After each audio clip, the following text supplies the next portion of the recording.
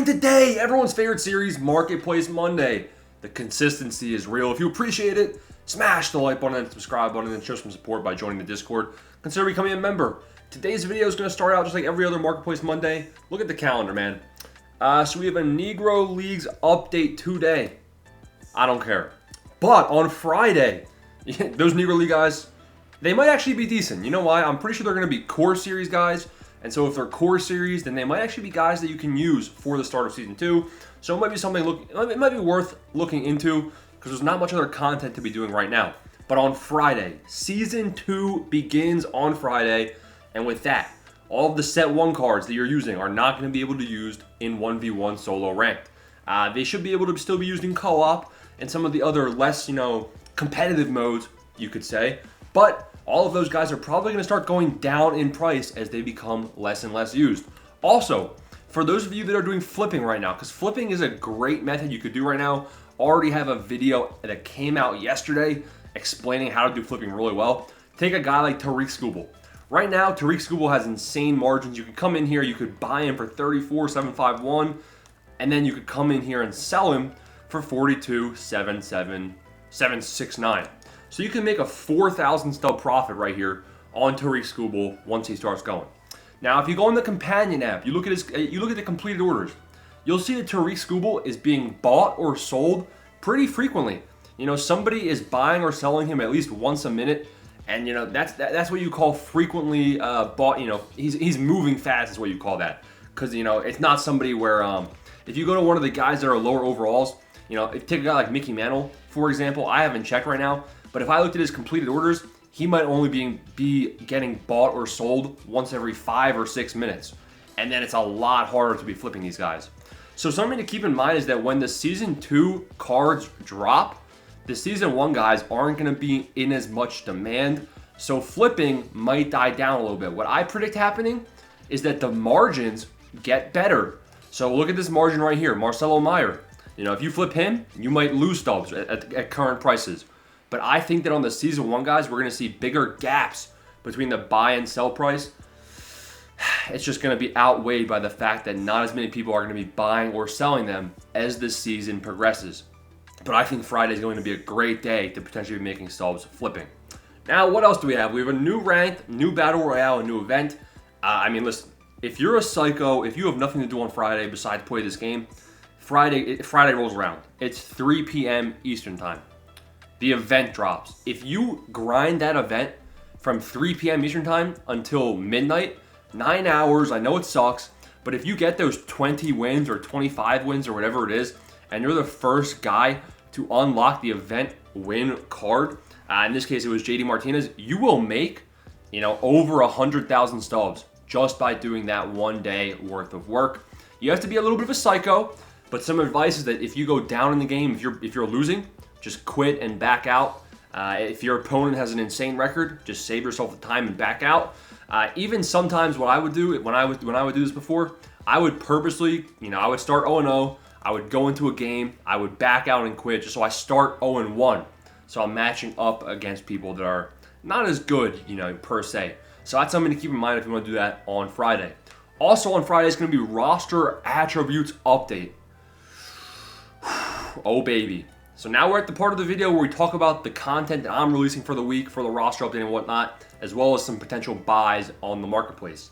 So basically, what's the content schedule? Tuesday, so tomorrow, is going to be predicting the overall of each card. So I'm going to talk about what guys are going to be getting boosted, what I think they'll go to, so make sure you guys stay tuned. Wednesday is going to be buy, hold, sell, final advice. So if you're not on the Discord, go join that Discord right now. And whatever player names you guys give me, those are going to be the guys that you can buy, hold, or sell. I'll give the advice on. Thursday, I'm not too sure, but Friday obviously is going to be a big roster update day. I'll probably live stream as long as I'm able to. But if we're looking at the current guys, people that are expected to go up in overall for the most part, they're already pretty higher in price. Shota, I would be selling him. Marcelo Zuna, he's looking good to go diamond. But at 3,000 stubs, I'd probably wait till middle of the week and start selling him. Matt Strom at 2.1K. This is actually a low-key pretty good buy. He has potential to go 86 overall. Will Smith at 2,000. Again, this is like rolling the dice. I don't mind Will Smith as a buy. Low return on investment, pretty low risk. Chris Sale is a diamond lock, low return on investment. You know, you're going to buy him at 2.5K.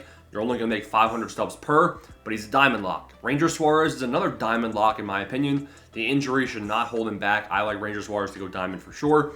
A little bit better return on investment than Chris Sale, but Chris Sale has potential to go 86. Better potential than Ranger, I think. Let's keep looking at some investments. You know, this is what I do, man. I love looking at the market, seeing guys that are potentially good buys. Freddie Peralta, a lot of people are panic selling him off. I wouldn't. You know, the people that are panic selling him off or that were told to, it's because people wanted him to go diamond this update. I had no expectations. I don't even think it was obtainable for Freddie Peralta to go diamond this update. I was expecting him to go 84, and I still think that that's pretty solid. He had, 5 innings pitched, 4 hits, 1 walk, and 7 strikeouts. Pretty solid start, and I think he's going to go 84 overall. I don't mind him as a buy. Super low return on investment. You know, he's only going to be 1,500 stubs, but if you buy him up now, you know, once Friday comes around, and I have to tell you guys who to buy next, then Freddie Peralta is going to be one of those buys on potential Diamond Watch. JT Realmuto is ice cold. He really has to have a good couple games, but he still has potential to go 84 if he bats 400 in the next couple days. So not too shabby right there. Christian Yelich, I see him going 84. Low return on investment though, pretty high risk. I'm not a big fan of that. So we're going to have a whole bunch of videos this week. Garrett Crochet, man. I think he's going 84, 85. So even at this current price, I like him as a buy. But let's talk about what the market's going to do on Friday. So people that get shafted, right? Let's take a look at guys that are overpriced. Who's a good example? Let's find someone that's overpriced. All right, let's just say there's a weird world where Chris Sale does not go diamond. Ranger Suarez is a better example. Let's say there's a weird world where Ranger Suarez does not go diamond. Guess what? His price within an hour will be at 1,700 stubs, probably less because of the injury. His price will probably be at 1,600 stubs within an hour of him getting held back from diamond. So that first hour or two after the update drops is a really, really good time to buy.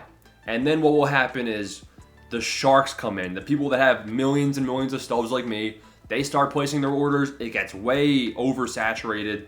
And then it's not really a great time to invest for about a couple days. So it's really a good buying window for the first hour or two after the update. But then after that, you might want to wait.